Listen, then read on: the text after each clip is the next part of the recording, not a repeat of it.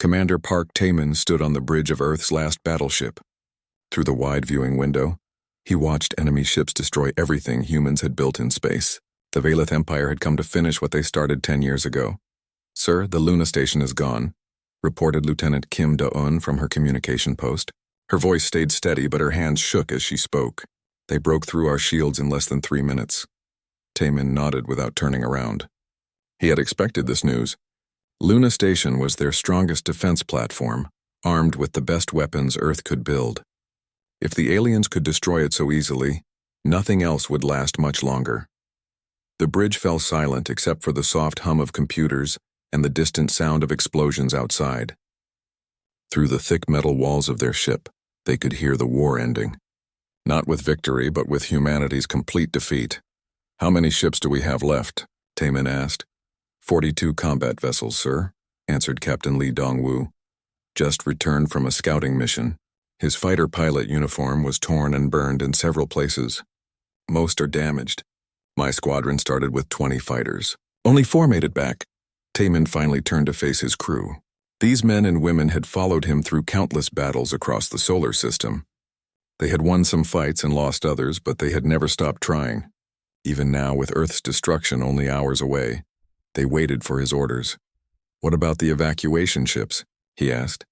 "The last transport left Mars orbit 20 minutes ago," Da-un replied. "They carry about 2 million people to the outer colonies. Most families are safe, sir. 2 million people, out of Earth's 8 billion population. It was better than nothing, but not by much. The Valeth had been very clear about their intentions. No human would be allowed to survive anywhere in the galaxy. They planned to hunt down every last person, no matter how far they ran." Dr. Kim So-ra entered the bridge carrying a data tablet and looking exhausted. As Earth's chief science officer, she had been working without sleep for the past week, trying to find some weakness in alien technology.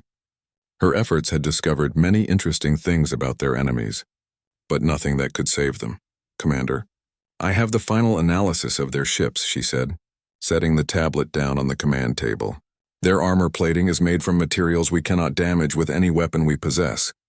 Their shields can absorb the full power of our nuclear missiles without even flickering, and their energy weapons can cut through our strongest defenses like paper."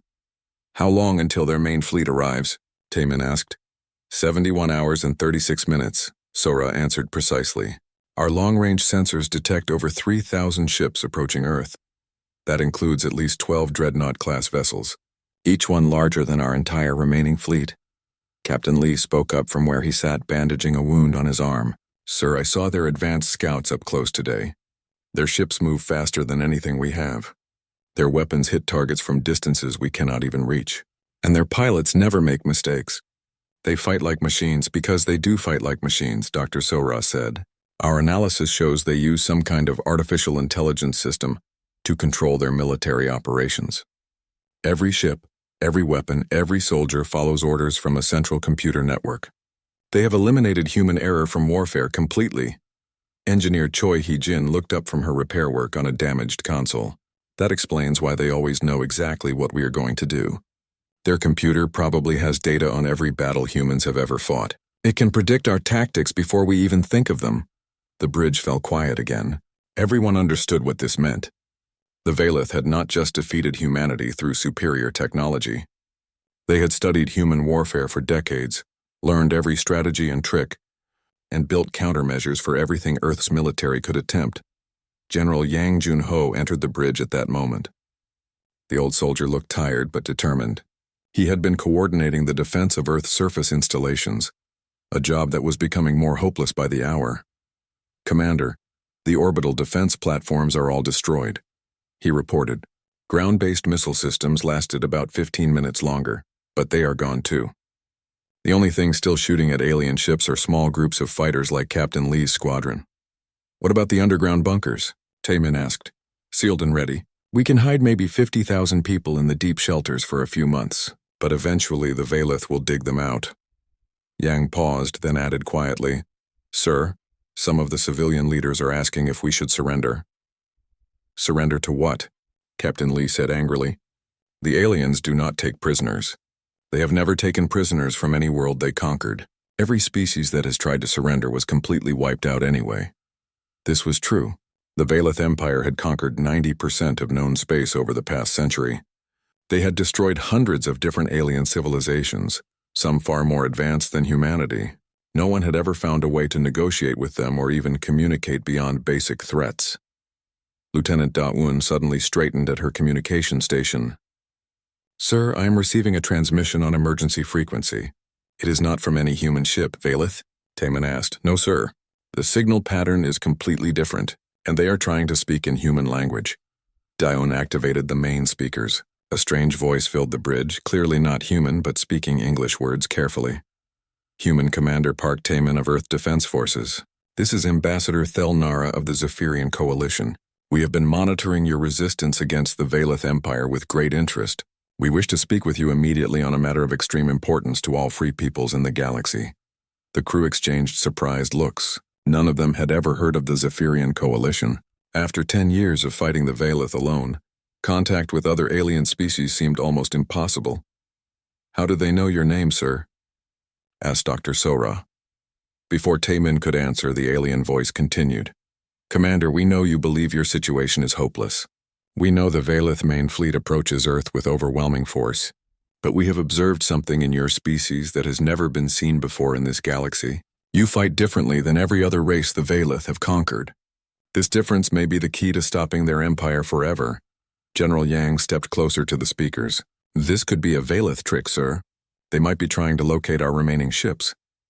"Or," said Captain Lee, "it could be our first piece of good news in 10 years. Taman considered both possibilities. Earth had nothing left to lose. Their weapons could not damage enemy ships. Their defenses had been swept away like leaves in a storm. In less than 3 days, the largest military force in galactic history would arrive to finish destroying the human race. But something in the alien voice suggested hope. Not false promises or empty comfort, but the possibility that humanity's long fight had been noticed by others who also opposed the Valeth Empire. "Lieutenant Da-Un, can you trace the source of this transmission?" "Yes, sir. It originates from the asteroid belt between Mars and Jupiter. Very faint signal, probably from a small ship using minimal power to avoid detection." "Send a response. Tell Ambassador Thel Nara that Commander Park Tae-min will meet with them immediately. Provide coordinates for a rendezvous point near Ceres Station." Dr. Sora looked concerned. "Sir, this could be extremely dangerous. We have no idea who these aliens really are or what they want from us." "What they want might be to help us save Earth," Taman replied. "And if they are enemies, we are already doomed anyway. At least this way we learn something new before we die." As Lieutenant Da-Un transmitted their reply, Taman looked out at the burning remains of humanity's space defenses. For 10 years, Earth had fought the Valeth Empire alone.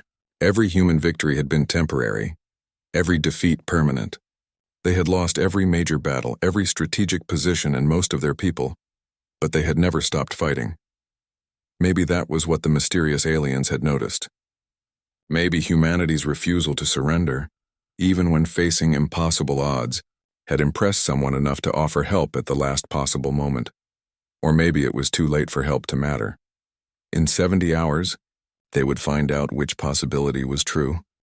Commander Park Tae-min's small ship moved quietly through the asteroid belt toward the meeting point. Only his most trusted officers came with him on this dangerous journey.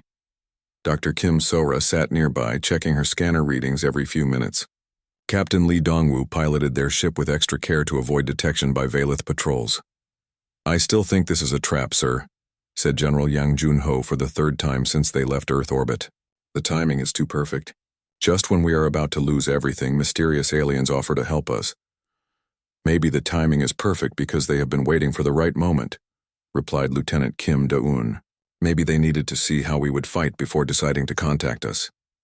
Their ship approached a large asteroid that had been hollowed out years ago by human miners. The old mining station looked abandoned from the outside, but their sensors detected several ships hidden inside the rocky caves. 5 different ship designs, reported Dr. Sora.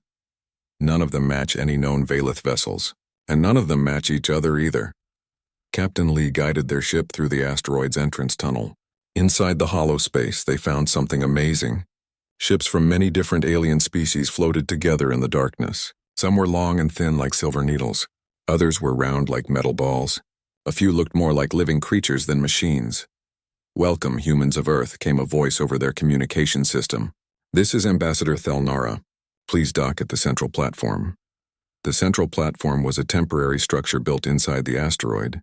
As the humans stepped out of their ship, they saw aliens unlike anything they had imagined. Ambassador Thelnara looked somewhat like a tall, thin human, but her skin was blue and her eyes were much larger. She wore simple robes and moved with careful dignity. "Commander Park Taemin," she said, speaking their language with only a slight accent. "Thank you for coming. I know this meeting requires great trust on your part." "Thank you for contacting us, Ambassador," Taemin replied. "We are curious to learn why you have been watching our war with the Vailith Empire." Thelnara gestured toward a group of other aliens gathered on the platform. "Allow me to introduce Captain Vorthak of the Nexus Worlds and Elder Kethmore, keeper of ancient war records." Captain Vorthak was a powerful-looking being covered in thick armor that seemed to be part of his natural body. His voice sounded like rocks grinding together when he spoke. "Human warriors, your battles have been observed across many star systems. Your courage is spoken of in whispers on 1,000 worlds." Elder Kethmore appeared to be very old even by human standards. His species looked like walking trees with many thin arms instead of branches. When he moved, his limbs made soft rustling sounds like leaves in the wind. "I have studied warfare for 800 years, Kethmore said in a voice like wind through grass. "I have recorded the fall of 63 different civilizations to the Vailith Empire. Each species followed the same pattern when facing superior technology and overwhelming numbers." Dr. Sora stepped forward with interest. "What pattern?" "They retreated when outnumbered. They sought defensive positions when outgunned. They attempted negotiation when facing extinction. All logical responses to military pressure." The old being paused, then continued, "Humans do none of these things." "What do we do?" asked Captain Lee. "You attack when outnumbered 10 to 1. You charge forward when outgunned by superior weapons. You prepare for final battles when offered no hope of survival." Kethmore's many arms moved in what might have been amazement. This behavior makes no sense by any military logic ever recorded. Ambassador Thelnara nodded in agreement. The Vailith have conquered the galaxy by studying each species and predicting their responses to pressure. Their artificial intelligence system, the Dominion Matrix, can calculate exactly how any logical enemy will react to any situation. "But humans are not logical enemies," added Captain Vorthak. "Your tactics confuse their predictions. Your willingness to die for others cannot be calculated by their computers." General Yang looked skeptical. "If our fighting style is so effective, why are we losing the war?" Elder Kethmore made a sound that might have been laughter. "You are not losing because your tactics are weak. You are losing because you fight alone. Every other species the Vailith conquered also fought alone, isolated and afraid." Dr. Sora began to understand. "You want to coordinate our efforts. Fight together instead of separately." "More than that," said Thelnara. "We want to use humanity's chaotic fighting style to break the Dominion Matrix completely. Your unpredictable tactics could overload their prediction system if applied on a large enough scale." She activated a holographic display that showed the galaxy with red areas marking Vailith territory. Almost everything was red, with only tiny dots of other colors scattered throughout. "Resistance movements exist on 36 worlds," she explained. "Most hide in fear, striking only small targets when they think they can escape. But if they all attacked at the same time using human-inspired chaos tactics, the Matrix would not be able to process so much unpredictable activity." Captain Lee studied the display with a pilot's eye for tactical information. "What kind of attacks are you suggesting?" Captain Vorthak answered, "Not attacks against military targets. The Vailith expect those and have defenses prepared. Instead, we strike at targets that make no logical sense. Cultural centers, art galleries, recreational facilities, things that have no military value but will confuse their artificial intelligence. Meanwhile," added Thelnara, "human forces continue doing what you do best, fighting in ways that cannot be predicted or calculated, refusing to retreat when any reasonable species would run, attacking when you should defend, defending impossible positions when you should abandon them."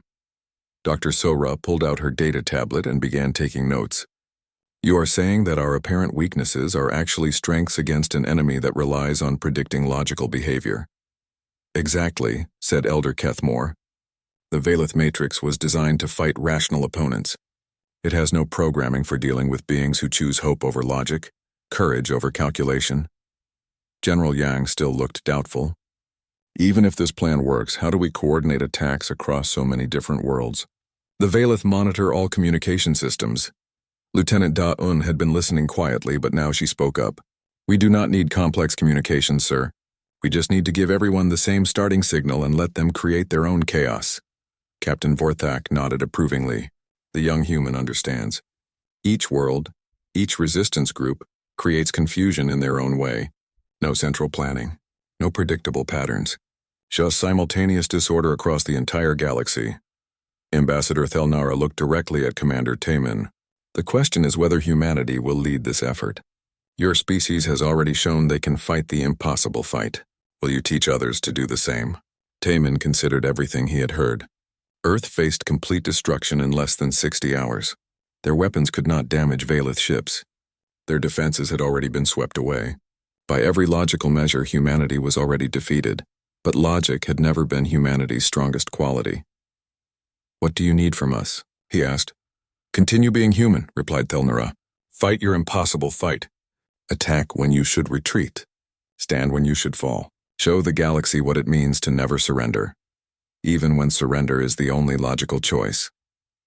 Elder Kethmore added, and trust that others will follow your example, each in their own way. The Matrix cannot predict chaos if it comes from 1,000 different sources thinking 1,000 different thoughts. Dr. Sora looked up from her tablet. How long do we have to prepare? The coordinated attacks must begin in exactly 58 hours, said Captain Vorthak. Just before the Valeth main fleet reaches Earth. The timing is critical.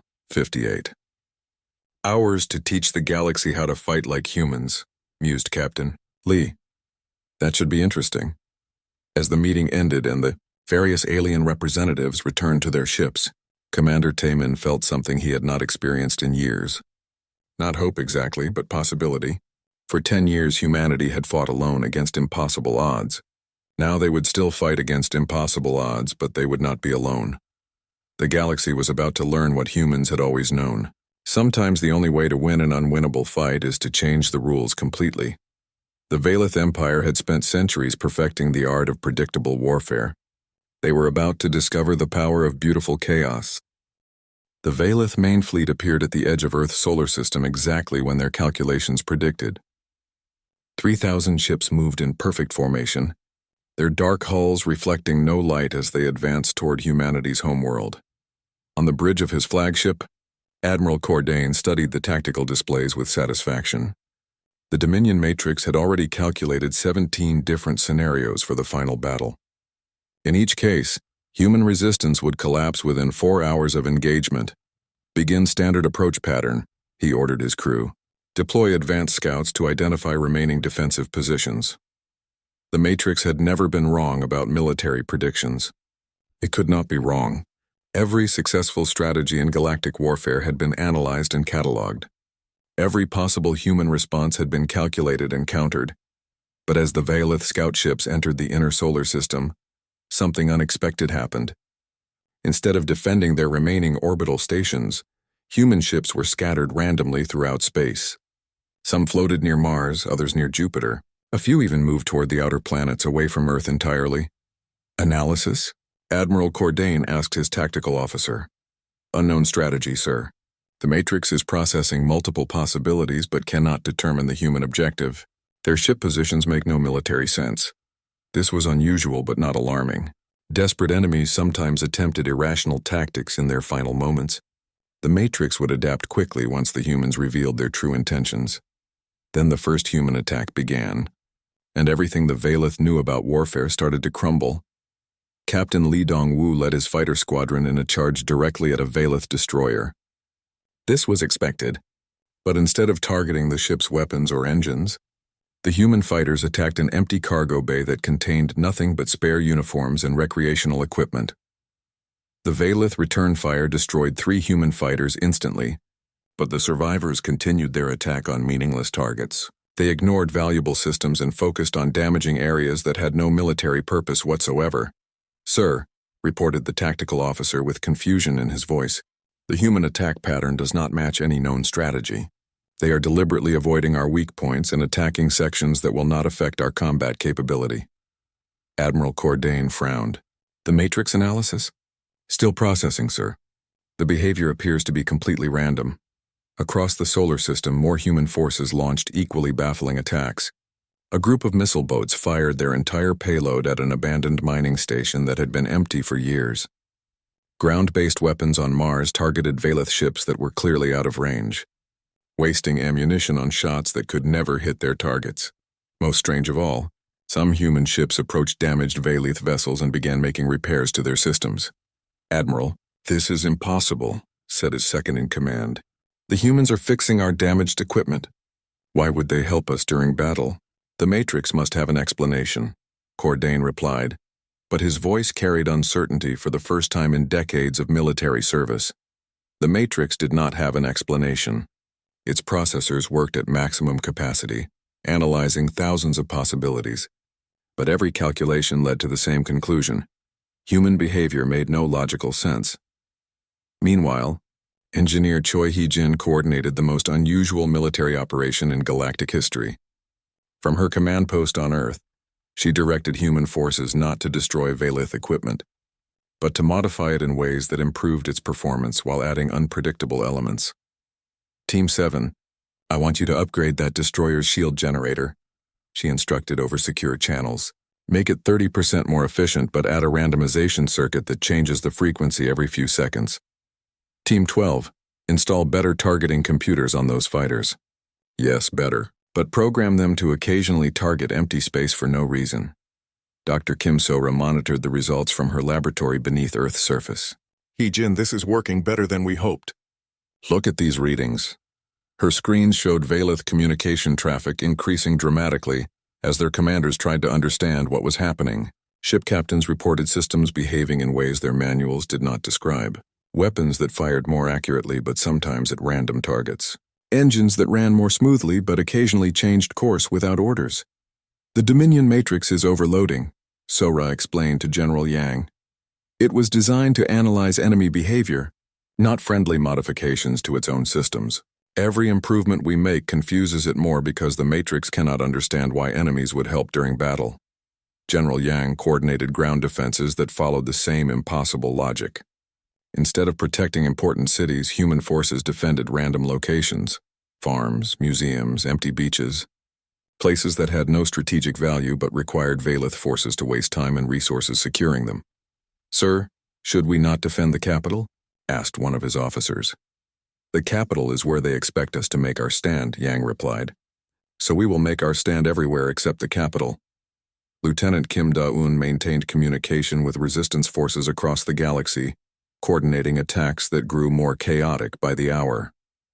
On the industrial world of Keth 7, rebels attacked a Velith opera house during a performance.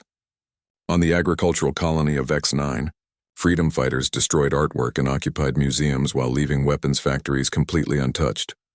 Each attack followed human-inspired chaos tactics adapted to local conditions. The rabbit-like Kelthrani used their natural speed to rearrange Velith garden displays in confusing patterns. The silicon-based Nexus warriors polished enemy vehicles to perfect shine while installing systems that played random music at unexpected moments.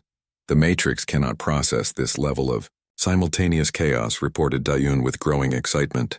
Velith commanders across 38 star systems are requesting new orders, but their artificial intelligence cannot provide logical responses to illogical situations. Admiral Cordain faced a crisis unlike anything in Velith military history. His fleet had overwhelming firepower and technological superiority, but they could not fight an enemy that refused to behave like an enemy. Status report, he demanded. Our weapons are undamaged and fully functional, replied his tactical officer. Our ships are actually performing better than normal due to human modifications, but we cannot determine what they are trying to accomplish. Then attack their obvious targets. Destroy their cities. Break their will to resist. Which cities, sir? They are defending locations randomly throughout their solar system. Some important facilities are completely unguarded, while they fight desperately to protect empty buildings. The Matrix processed this information and reached a conclusion that sent shockwaves through the entire Velith command structure. For the first time in galactic history, The artificial intelligence admitted it could not predict enemy behavior. Warning signals flashed on every Valeth ship as the Dominion Matrix encountered its first true paradox. How do you defeat an enemy that helps you while fighting you? How do you conquer beings who protect useless targets while abandoning strategic positions? How do you predict the actions of creatures who deliberately choose hope over logic? Sir, his communication officer reported with obvious distress, we are receiving similar reports from all occupied worlds. Resistance forces everywhere are attacking cultural targets, improving our military equipment, and defending locations that serve no tactical purpose. The Matrix cannot formulate response strategies. Admiral Cordain stared at his tactical displays, watching human ships continue their impossible attacks. They flew directly into Valeth weapon range, but instead of shooting at critical systems, they painted colorful patterns on ship hulls. They boarded Valeth vessels, but instead of sabotaging equipment, they left gifts of food and art. Admiral, what are your orders? Asked his second-in-command. For the first time in his military career, Cordain did not know how to answer. The Valeth Empire had conquered hundreds of worlds by following Matrix calculations. Every battle had been won through superior technology and predictable tactics, but the Matrix could only predict logical opponents. It had no programming for dealing with creatures who fought with joy instead of hatred, who improved enemy equipment while under fire, who chose to defend meaningless targets with desperate courage. Send a message to Supreme Overlord Vexthul, he finally ordered. Tell him we need new instructions. The humans are not following any known patterns of warfare. As his message traveled through space toward the Valeth capital, Admiral Cordain watched human fighters perform impossible maneuvers around his ships. They flew in formations that spelled out words in human language. They broadcast music instead of military communications. They attacked with weapons that shot paint instead of explosives. The greatest military force in galactic history found itself paralyzed by enemies who had turned war into art. And across the galaxy, on world after world, other species watched human chaos tactics succeed where traditional warfare had failed. They began to understand that sometimes the greatest victory comes not from defeating your enemies, but from confusing them so completely that they defeat themselves. The Dominion Matrix continued processing data from thousands of MP. News of the Valeth retreat spread through the galaxy faster than their fastest ships. For the first time in over a century, the invincible empire had pulled back from a battle they should have won easily. On 1,000 enslaved worlds, beings who had lived without hope for generations whispered a single word: humans. Commander Park Taemin stood in the ruins of Luna Station, now partially rebuilt by volunteer workers from across the solar system. Through the observation window, he could see Valeth ships maintaining their distance, waiting for new orders that would never come. Their artificial intelligence system continued processing the chaos attacks, trying to find patterns that did not exist. The effect is spreading beyond anything we imagined, reported Dr. Kim Sora as she reviewed data from across known space. Resistance movements on 47 worlds have adopted human-style tactics, but they are not just copying our methods. They are creating their own versions of chaos warfare. She activated a holographic display showing recent battles throughout the galaxy. Each dot of light represented a different world where the impossible was becoming possible. Look at this engagement on Zephyr Prime. Sora pointed to a blue dot near the galaxy's edge. The native population traditionally fights with careful coordination and planned movements. But yesterday they attacked a Valeth cultural center by performing an unscheduled dance festival that lasted 18 hours. Captain Lee Dong-woo laughed from his position near the tactical board. A dance festival is military strategy. I wish I could have seen the Valeth response to that. Their local commander requested emergency assistance from the Matrix. Sora continued. The artificial intelligence spent 6 hours analyzing dance movements, trying to determine the military objective. It finally classified the event as a new form of psychological warfare. Lieutenant Kim Da-yoon looked up from her communication station. Sir, we are receiving reports from resistance cells everywhere. The tree-like Verdani on Keth 7 have started growing flowers in perfect geometric patterns around Valeth installations. The Valeth are trying to decode the patterns as some kind of strategic message. Are they strategic messages? Asked General Yang. No, sir. The flowers just look pretty, but the Valeth do not understand beauty without purpose. So they assume the patterns must be military communications. Engineer Choi Hyejin entered the command center carrying a portable computer loaded with technical data. Commander, I have been analyzing captured Valeth equipment from our recent encounters.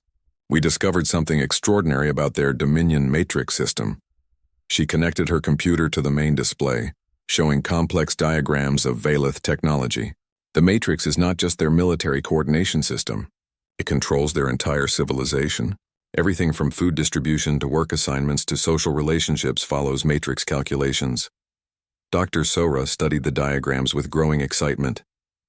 You mean their whole society depends on predictable patterns and logical behavior? Exactly. The Valeth removed chaos from their culture centuries ago.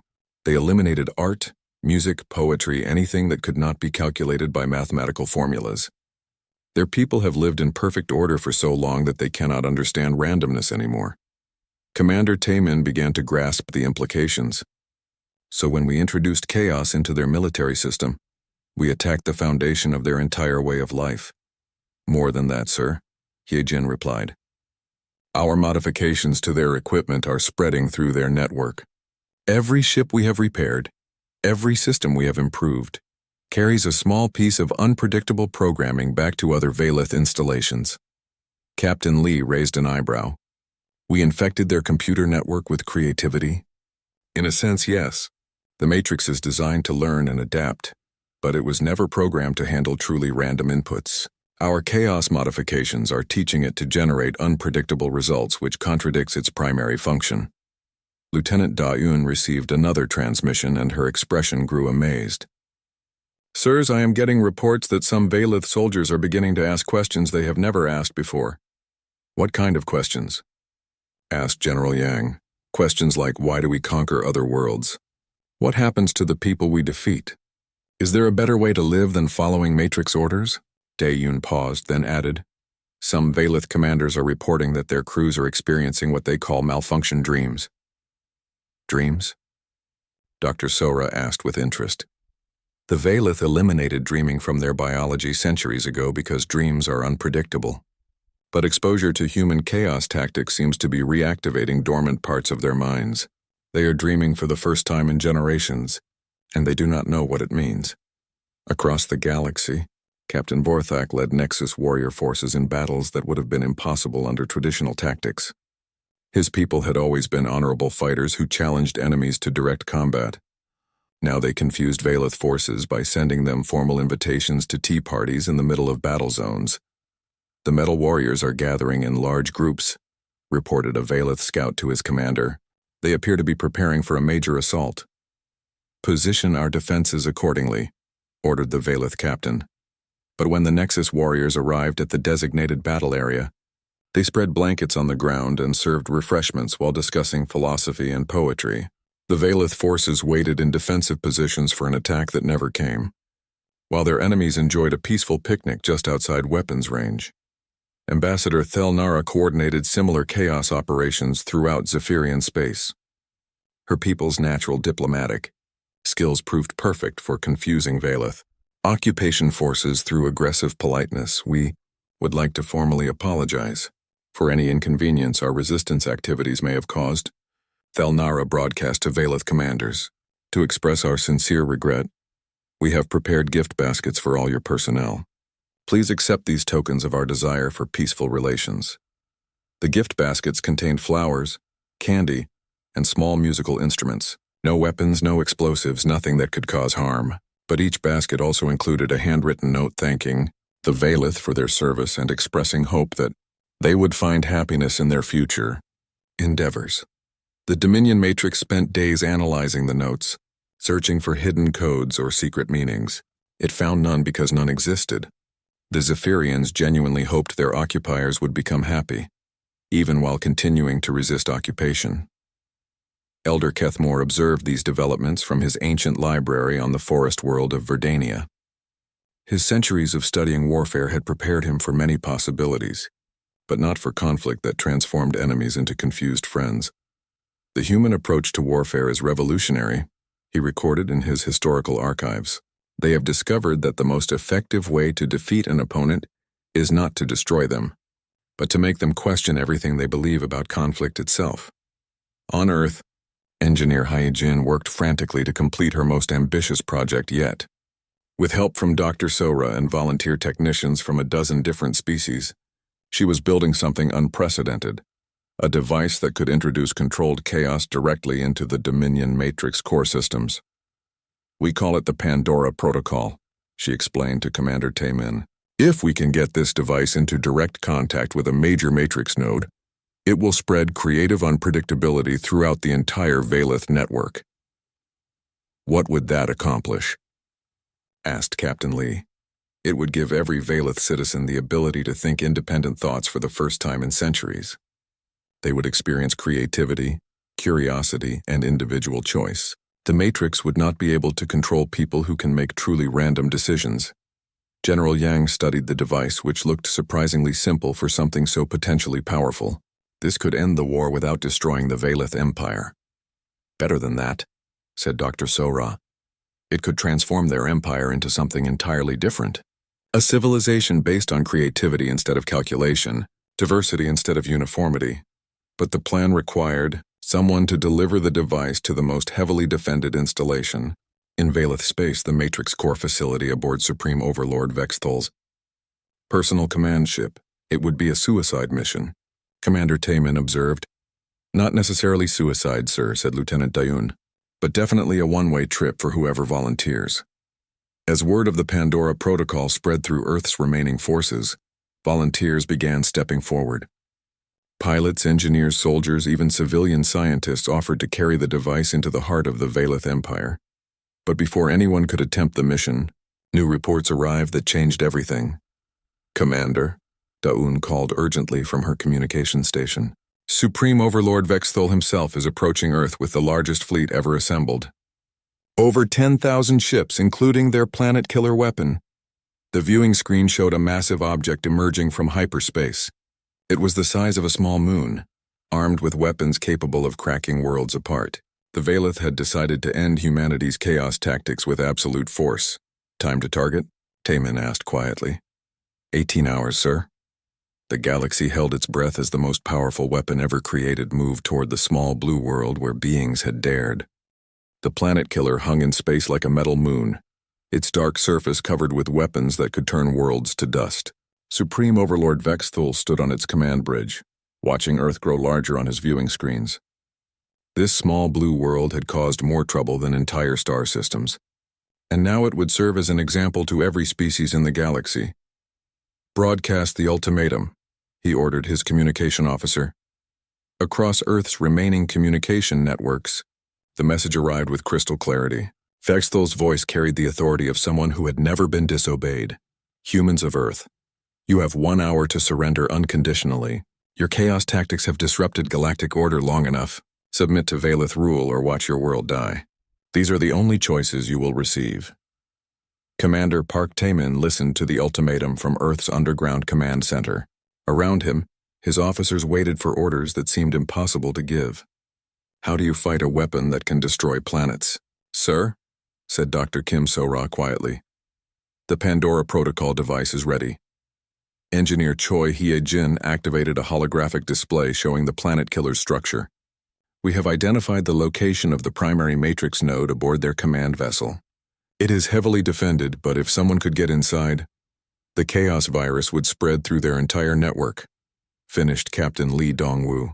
"Every Valeth ship, every installation, every computer system connected to the matrix would be infected with creative unpredictability." General Yang studied the tactical situation with a soldier's eye for impossible missions. Getting to that matrix node would require penetrating the most defended position in galactic history. The planet killer has energy shields, fighter escorts, and weapons that can destroy anything that approaches. "Not anything," said Lieutenant Kim Daeun from her communication station. "Sir, I have been analyzing their sensor logs from previous battles. The Dominion Matrix has one blind spot." She brought up scanner readings from their recent encounters with Valeth forces. "The Matrix cannot predict or track objects that have never been cataloged in their database. It ignores anything it considers impossible." Dr. Sora leaned forward with interest. "What kind of objects would be impossible for them to catalog?" "Something that should not exist according to their calculations," Daun replied. something so chaotic and unpredictable that their sensors would classify it as a scanning error instead of a real threat. Engineer He Jin suddenly understood. A ship modified beyond any logical engineering principles, something that works despite violating everything the Matrix knows about physics and design. "I can build that," said a new voice from the entrance to the command center. Everyone turned to see Park Ki-ho, a maintenance sergeant who usually worked on damaged equipment. He was not part of the command staff, but his reputation for impossible repairs was known throughout Earth's military. "Sergeant Park," said Commander Taman, "explain your idea." "Sir, I have been modifying our ships with parts that should not work together. Phalith engines connected to human navigation systems. Zephyrian shields powered by Nexus Warrior energy cells. The combinations make no engineering sense, but they function better than original designs." He activated his portable computer, showing blueprints for a ship that looked like it had been designed by someone who had never heard of physics. This vessel would be invisible to the Matrix because it exists in direct contradiction to their understanding of possible technology. Their sensors would refuse to acknowledge something so impossible. Captain Lee studied the design with a pilot's trained eye. This ship would be incredibly difficult to fly. The control systems do not match any known configuration. "That is why it has to be me," said Lieutenant Da-Yun. "My neural patterns have been altered by years of communicating with alien species. I think in ways that the Matrix has never encountered." Dr. Soro ran quick calculations on her tablet. The plan could work. If Da-Un can pilot this impossible ship to the planet killer without being detected, she could deliver the Pandora device directly to their Matrix core. It would be a one-way mission, General Yang pointed out. Even if the virus succeeds, there would be no way to escape from inside the planet killer. Da-Un smiled calmly. "Sir, for the past 10 years, we have all been on a one-way mission. The only question is whether we die for nothing or die changing everything." Around the room, other voices began volunteering for the mission. Captain Lee offered to pilot the ship himself. Sergeant Park insisted he should go to handle the technical aspects. Dr. Sora wanted to accompany the Pandora device to ensure proper installation. But Commander Taman made the final decision. Lieutenant Da-Un has the unique neural patterns needed to remain invisible to their sensors. She will take the mission alone. As Sergeant Park worked frantically to complete the impossible ship, resistance forces across the galaxy prepared for their final coordinated assault. The timing had to be perfect. Just as Da-Un reached the Matrix core, every resistance cell would launch simultaneous attacks designed to create maximum chaos. Ambassador Thel Nara coordinated Zephyrian forces to attack Valith poetry archives, confusing the Matrix with questions about the military value of artistic expression. Captain Vorthak prepared Nexus warriors for an assault on enemy recreational facilities, forcing the Matrix to calculate the strategic importance of entertainment. Elder Kethmore contributed his own unique form of chaos by broadcasting historical lectures about the beauty of random events. Throughout Valith communication networks, the Matrix would waste processing power trying to decode military secrets hidden in discussions of art and philosophy. On Earth, General Yang positioned ground forces not to defend important targets, but to protect random locations that would make no sense to any logical military mind. Schools in areas far from fighting, empty monuments in deserted cities, bakeries that had been closed for years. "The goal is not to win individual battles," he explained to his officers. "The goal is to create so much simultaneous confusion that the Matrix cannot process it all." Engineer Hyejin made final adjustments to the Pandora device while Da-Un prepared for her mission. The device was small enough to carry in a standard equipment pack, but its effects would ripple through every Valith installation in the galaxy. Once this activates, Hyejin explained, every Valith citizen will experience independent thought for the first time in centuries. They will dream, create, question, and choose. Their empire will not collapse, but it will transform into something completely different. Dr. Sora monitored long-range sensors as the planet killer moved closer to Earth. 30 minutes until they reach firing position. "If we are going to do this, it has to be now." Lieutenant Da-Yun climbed into the cockpit of Sergeant Park's impossible ship. The control panels looked like abstract art, with components from a dozen different alien technologies arranged in patterns that should not work, but somehow did. "Remember," Park called to her as the ship powered up, "do not try to fly this logically. Trust your instincts and let the ship surprise you. The impossible vessel launched from Earth's surface just as Supreme Overlord Vex Thol began charging his planet-killer weapon. On his command bridge, Valeth technicians monitored their sensors for any approaching threats. "Scanning for enemy vessels," reported his tactical officer. "No contacts detected, my lord. All approaches are clear."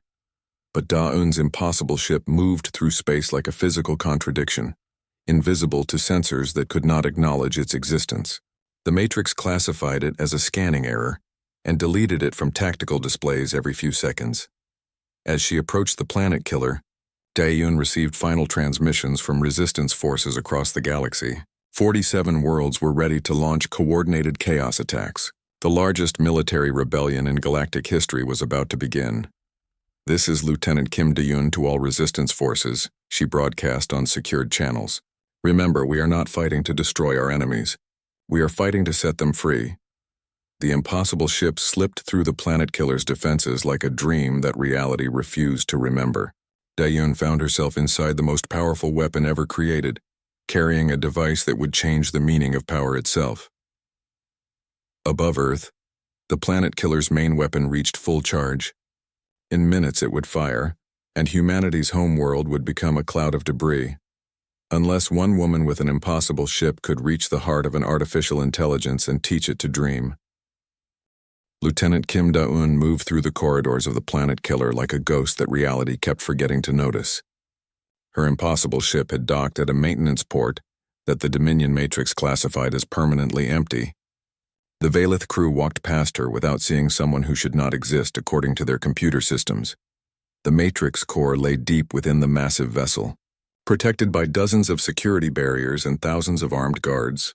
But the guards were watching for logical threats, and Da'un had become something beyond logic. As she approached the core chamber, her portable scanner detected the Pandora device responding to proximity sensors. Engineer Heejin had designed it to activate automatically when brought within range of a major matrix node. "All resistance forces, this is Da'un," she whispered into her communication device. "Beginning final approach. Execute chaos protocols in 30 seconds across the galaxy.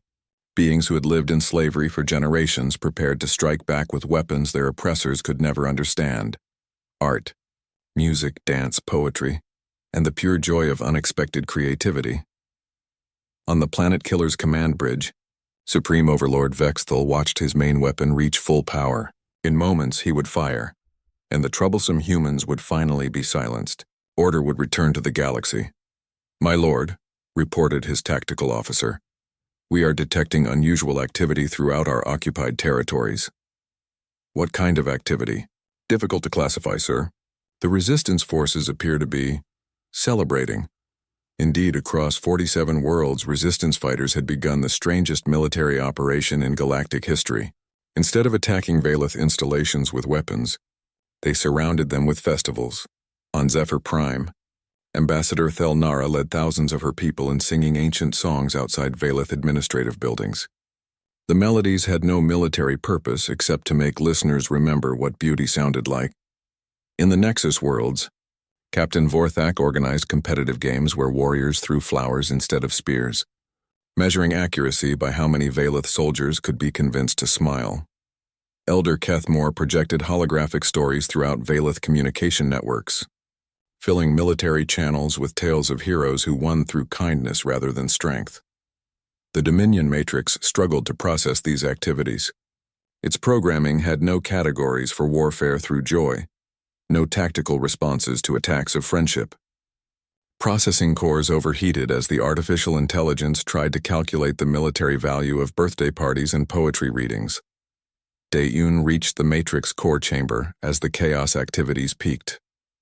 The massive room hummed with energy from thousands of data processors, all working frantically to understand the impossible events occurring throughout the galaxy. She attached the Pandora device to the primary input node and watched as engineer Heejin's programming began to spread through the system. Like liquid light, the effect was immediate and profound. Throughout the planet killer, Valeth crew members stopped their tasks as unfamiliar sensations flooded their minds. For the first time in centuries, they experienced something their species had forgotten how to do. They began to wonder. Why do we destroy other worlds? asked a weapons technician, staring at his control panel with sudden confusion. What happens to the families on planets we attack? Wondered a communications officer. Is there a better way to live than following orders? Thought a security guard. On the command bridge, Supreme Overlord Vex Thul felt his connection to the Dominion matrix flicker and change. Instead of receiving calculated certainties, his mind filled with questions he had never been programmed to ask.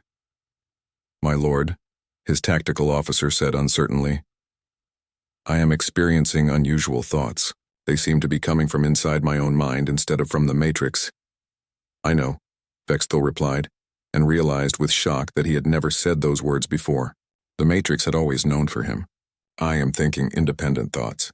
This should not be possible. Throughout Velith space, the impossible became commonplace. Soldiers began composing music during their rest periods. Engineers modified equipment not for efficiency, but because the changes looked more interesting. Administrators discovered they enjoyed helping people instead of controlling them. The rigid caste system that had defined Velith society for millennia began dissolving as individuals realized they could choose their own paths. Art galleries appeared in military installations. Gardens grew in the corridors of warships. Children who had been raised to follow predetermined life schedules started playing games that had no rules except fun. Admiral Cordain found himself staring at a tactical display and seeing not targets to destroy, but homes where families lived. The revelation struck him like lightning. Every world they conquered contained billions of individual beings with their own hopes, dreams, and fears. Cancel the attack, he ordered his fleet. Sir, his confused officers asked, cancel all attacks. Send a message to the human commanders. Tell them Admiral Cordain requests permission to negotiate. The word negotiate had not appeared in Velith military communications for over 300 years. On Earth, Commander Park Taman received the impossible transmission and felt hope bloom in his chest for the first time since the war began. This is Commander Park Taman, he responded. We are willing to talk. Supreme Overlord Vex Thul experienced the strangest sensation of his existence as something called curiosity filled his mind. Instead of ordering Earth's destruction, he found himself wondering what these remarkable humans might teach his people about this new thing called creativity. Stand down all weapons, he commanded. I want to speak with these humans who have given us back our minds. Lieutenant Da-Yun watched from the Matrix core chamber as the planet killer's weapon systems powered down. The Pandora device had succeeded beyond their wildest hopes. The Velith Empire was not being destroyed but transformed. This is Da-Yun to Earth Command, she reported with joy in her voice. Mission accomplished. The Velith are experiencing independent thought for the first time in centuries. They want to learn about freedom instead of conquest. Dr. Kim So-ra monitored readings from across the galaxy as the transformation continued. The effect is permanent, she announced to the command center. Once beings experience true choice, they cannot be forced back into programmed behavior. Engineer Choi Hee-jin smiled as reports came in from Velith worlds.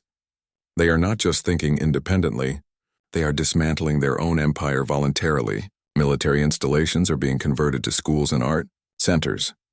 Captain Lee Dongwoo received navigation. Requests from former enemy pilots who wanted to learn how to fly for the joy of flight instead of for conquest. General Yang coordinated with Velith ground forces who asked for help, establishing democratic governments on worlds that had known only authoritarian rule. Ambassador Thel Nara observed that humanity had achieved something unprecedented in galactic history. They had won a war by helping their enemies become better versions of themselves.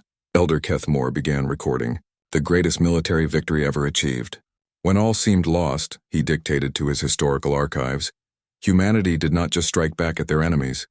They struck at the very concept of enmity itself.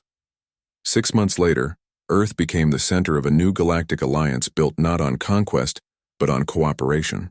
The former Velith Empire had voluntarily reorganized into hundreds of independent worlds united by shared creativity and mutual aid. Vex Thul, now calling himself simply Thul, arrived on Earth as an ambassador rather than a conqueror. He brought gifts of art created by former soldiers and poetry written by engineers who had discovered the joy of words. You gave us something more valuable than victory, he told Commander Tae Min during their first diplomatic meeting. You gave us ourselves.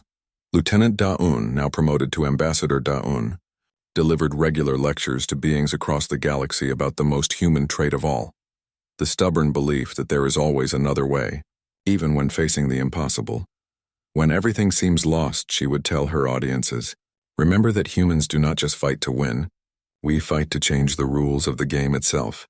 We fight to prove that hope is stronger than fear, that creativity can triumph over calculation, and that the greatest victory is helping your enemies discover they do not need to be enemies anymore.